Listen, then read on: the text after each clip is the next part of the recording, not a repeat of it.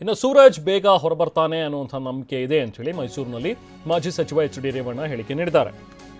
ಇವತ್ತು ಕೂಡ temple run ಮುಂದುವರಿಸಿರುವಂಥ ಮಾಜಿ ಸಚಿವ ಶಾಸಕರಾಗಿರುವಂಥ ಎಚ್ ಡಿ ರೇವಣ್ಣ ಇವತ್ತು ಸೂರಜ್ ಬಗ್ಗೆ ಮಾತಾಡಿದ್ದಾರೆ. ಸೂರಜ್ ಮಹಾನ್ ದೈವ ಭಕ್ತ. ಸೊ ರಾಜರಾಜೇಶ್ವರಿ ಚಾಮುಂಡೇಶ್ವರಿ ಒಳ್ಳೇದು ಮಾಡ್ತಾಳೆ ಅನ್ನೋ ನಂಬಿಕೆ ನನಗಿದೆ ಅಂತ ಹೇಳಿ ಮಾತಾಡಿದ್ದಾರೆ. ಸದ್ಯ ನಮಗೆ ದೇವರು ಬಿಟ್ಟರೆ ಇನ್ಯಾರೂ ಕೂಡ ಗತಿ ಇಲ್ಲ. ಸದ್ಯಕ್ಕೆ ನಾನು ಪ್ರಜ್ವಲ್ ಭೇಟಿಗೂ ಕೂಡ ಹೋಗೋದಿಲ್ಲ.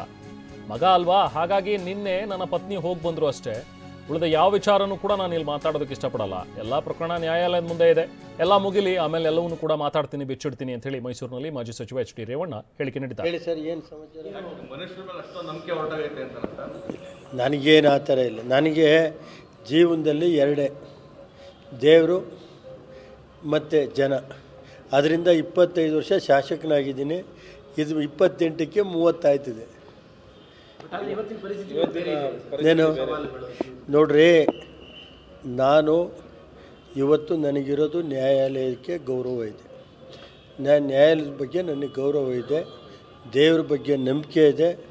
ನನ್ನ 25 ವರ್ಷದ ರಾಜಕಾರಣದಲ್ಲಿ ನಾನು ಯಾವ ರೀತಿ ನಡ್ಕೊಂಬಂದಿದ್ದೀನಿ. 25 ವರ್ಷ ಶಾಸಕನಾಗೂ ಕೆಲಸ ಮಾಡಿದ್ದೀನಿ, 40 ವರ್ಷ ನಮ್ಮ ತಂದೆ ಜೊತೆ ಕೆಲಸ ಮಾಡಿದ್ದೀನಿ.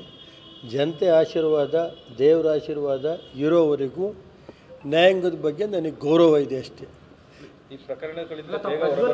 ನೋಡಿ, ಅದ್ರ ಬಗ್ಗೆ ನಾನು ಇವತ್ತೇನು ಹೇಳಲ್ಲ. ನ್ಯಾಯಾಲಯದಲ್ಲಿ ಕೇಸ್ ನಡೀತಾ ಇರುವಾಗ ನನಗೆ ನ್ಯಾಯಾಲಯದ ಬಗ್ಗೆ ಗೌರವ ಇದೆ.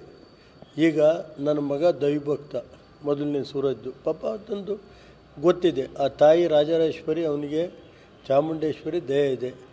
ಅದರಲ್ಲಿ ಅವನು ಬರ್ತಾನೆ ಅಂತ ನನಗೆ ನಂಬಿಕೆ ಇದೆ. ಅವನಿಗೆ ಆ ಥರ ಇದು ಏನಾಗುತ್ತೆ, ರಾಜಕೀಯದ ಇರುತ್ತೀವಲ್ಲ, ಇವಕ್ಕೆಲ್ಲ ನಾವು ಹೆದರೋದಾದರೆ ಮನೆ ಸೇರ್ಕೋಬೇಕು.